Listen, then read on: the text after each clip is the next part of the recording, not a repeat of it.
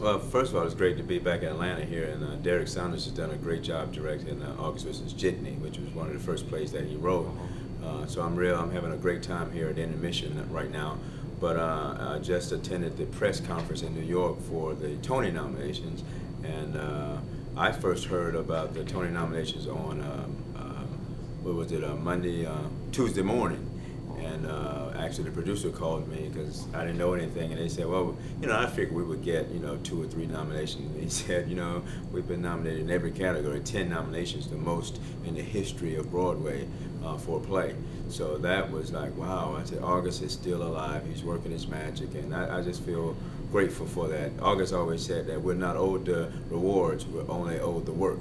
And so for many years, it's just been about doing the work, and finally I think some folks are paying attention to the work, and they're, throwing some rewards our way, and that's all good, and it makes you feel good. But to know that you did the work and you delivered the work, and what people see on that stage in New York City is exactly what August would have had us put on that stage. And the music of the language is beautiful, the structure of the characters and the structure of the scenes is great.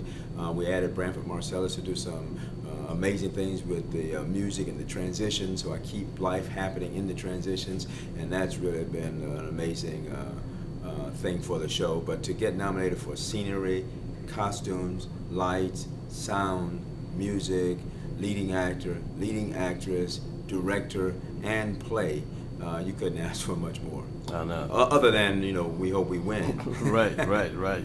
You got 2 heavyweights in Denzel and also Viola Davis in the 2 leads. How did that come together?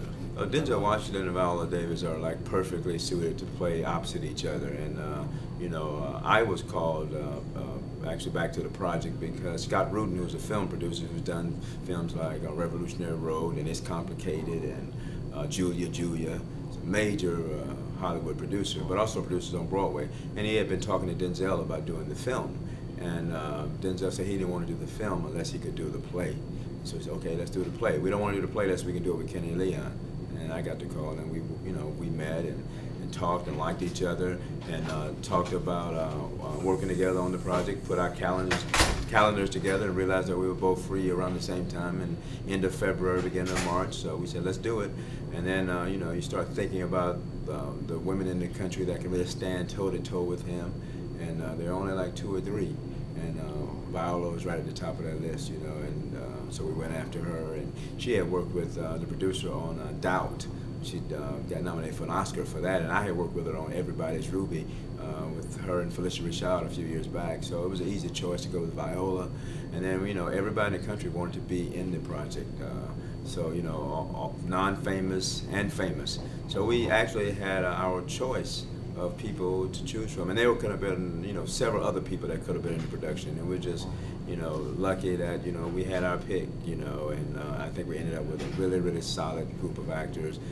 They're strong from top to bottom. You got Russell Hornsby playing lions, and Russell usually plays leading men, but he wanted to be so much a part of the project. He said, I want to play lions, and because of an actor like that playing the role of lions, it lets you learn more about Troy and Corey's relationship. It lets you learn more about father and son. So, and Stephen McKinley Henderson has been doing this for 40 years, never got acknowledged, but he is the most effortless actor that I know. He doesn't act, he's just living the character.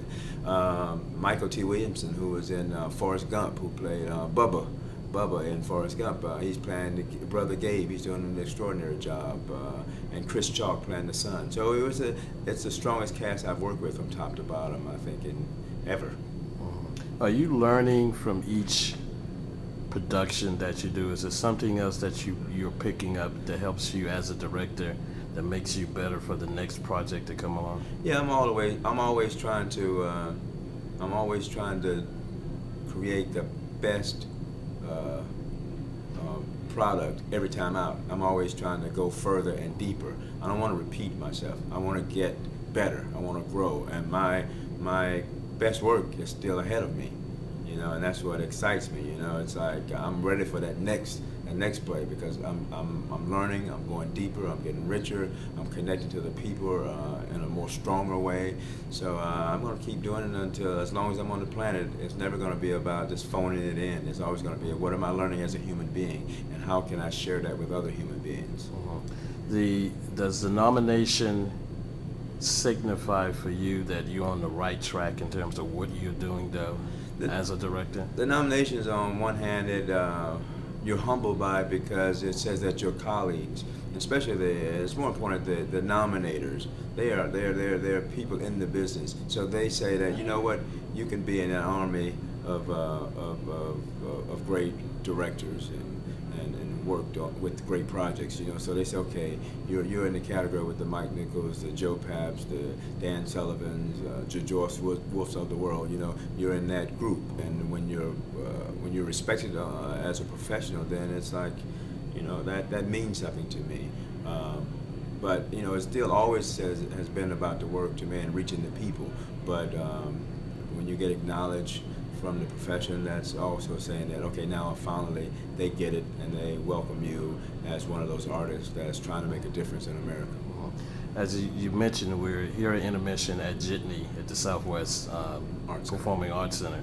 And the play is also going to move downtown. First time this has happened. Yeah, we're kind of revolutionary type of theater company. We have, you know, so we're a movable feast of a theater. So right now we're in Southwest Atlanta, but we're going to, you know, do 4 weeks over here, do 4 weeks downtown, and see how diversified we can get this audience to be, and get folks used to visiting other parts of town, to have theater and to have meals and to visit, you know, to get out of their neighborhood. So I think it works both ways, you know, and it's interesting to see, you know, I want non-African Americans to come to Southwest, and I want African Americans to go downtown and Ladies and mix it up. gentlemen, this is your Places Call.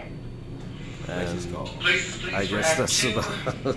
Places is in. All right, well, congratulations Thank you. once Thank you, again, Stan. Thank and you. much Thanks for all the work success you do. with It's great. Jitney We're and gonna get 10 Princess. And Suzy nominations. so, Thank you. Here, here. okay, Good show, all guys. right, Thank you. take care, man.